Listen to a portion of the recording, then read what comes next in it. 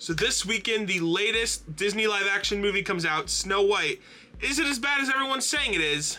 Let's talk about it.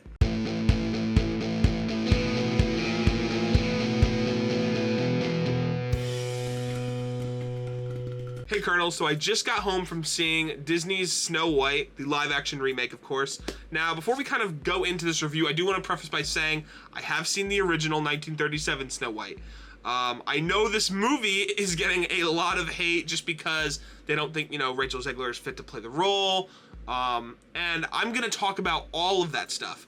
There will be a non-spoiler and a spoiler part of this video, depending on what you need to check out. If you do plan on seeing the movie, obviously watch the non-spoiler and then maybe come back later for the spoiler side. I'm going to be diving kind of really deep into my thoughts on this movie because I did feel very strongly about how I felt about this movie. So let's go. So starting things off with the non-spoiler review. So despite the controversy, I think Rachel Zegler does a great job as Snow White.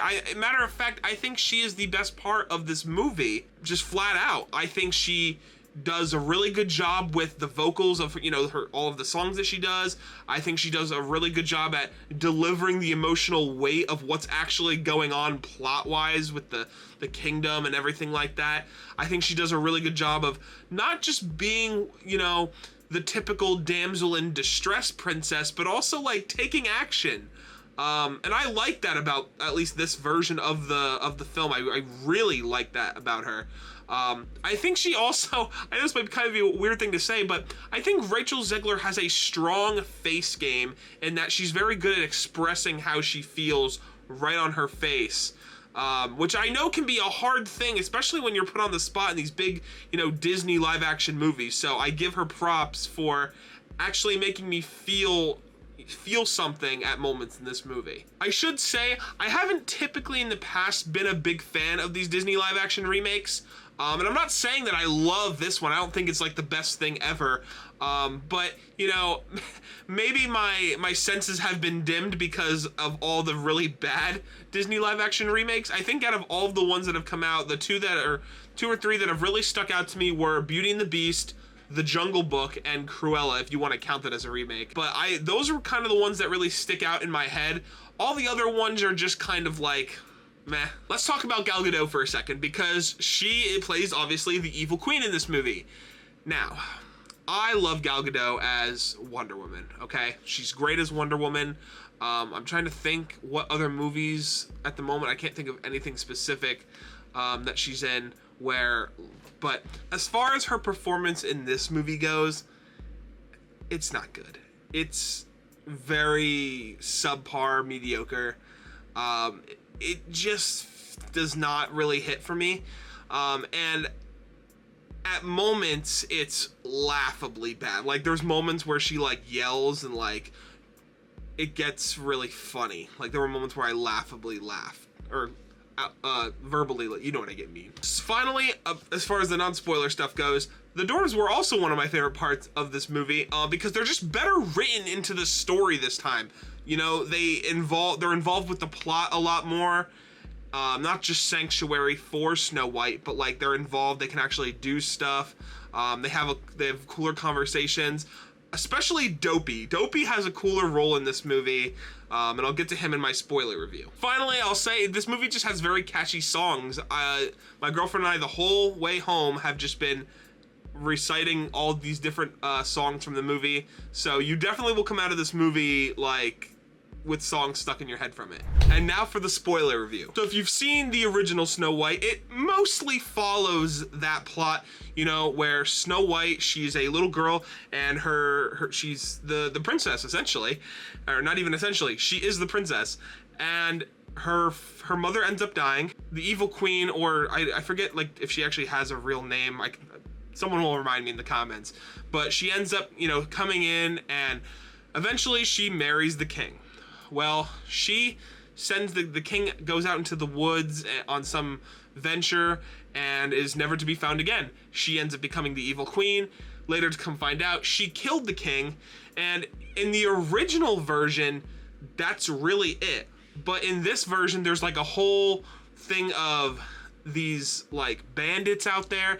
That's where this kind of Prince Charming comes from in this movie. You know, then she ends up kind of trying to help him, gets hunted down by the queen, meets the dwarves, and eventually in the end tries to come back to the kingdom and rally everybody up to take back the kingdom and, you know, live the happily ever after that you typically see in these Disney movies. One of the biggest things that stuck out for this remake for me is just that, you know, the 1937 version is great. It's great animated for its time, and it's just a good movie. It's not a bad movie. It's timeless, right? However, I do think this movie really builds on the plot.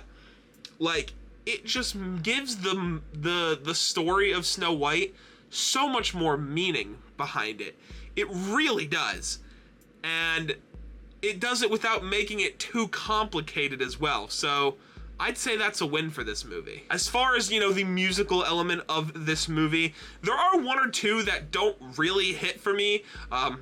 Not to, you know, say any names, but definitely the Gal Gadot song didn't quite hit for me. There isn't, you know, one or two in there, but for the most part, a lot of them hit, especially Whistle While You Work with the gnomes and everything like that, and Waiting on a Wish. Those two were really, really solid musical numbers, and I hope everyone that, you know, they're planning on doing any more remakes, take notes. That's how you do it. So you heard me mention that in this movie, Snow White's, you know, Prince Charming, if you will, is a bandit, and then they kind of work together, and it's not just some random guy. It works so much better in this movie because you actually get to experience her love interest. Gal Gadot as the evil queen, you heard me say, not very good. Slightly below average, for sure. As average as she was in the movie, at the very end, when, you know, she's defeated by the townspeople, and she literally breaks her magic mirror, and she has the most, what I call, Disney villain ending ever, where she literally, like, turns to black, this black ash, gets sucked into the mirror, and then the mirror rebuilds itself. Now, I thought that was pretty cool. There was one moment in the movie, right before they actually go to confront the queen, where Dopey has, at this point in the movie, he has not talked the entire movie, right? Well, they're like, yeah, like, we need to be brave, and, you know, we can do this. And Dopey says, let's go. Like, he's like, let's get her. That really, I felt, was a cool, decent moment that they added into this movie. So, overall, I think the movie is going to get a lot of hate. As my girlfriend pointed out to me, a lot of people are going to hate this movie just because of the association that Disney live-action remakes have. And to be fair, that is fair. You see a movie that you don't like all the time, you're probably not you're gonna be, you know, have it stuck in your head that these are all bad. And I'm not saying that this movie is perfect either. What I am saying is that it is a lot better than a lot of the other Disney live-action remakes. That is, at least for certain for me.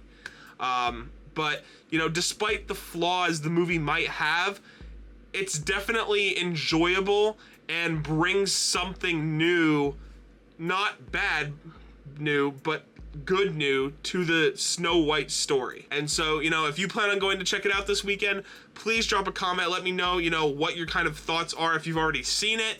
And I will see you all in the next movie review or video. Peace, Kernels.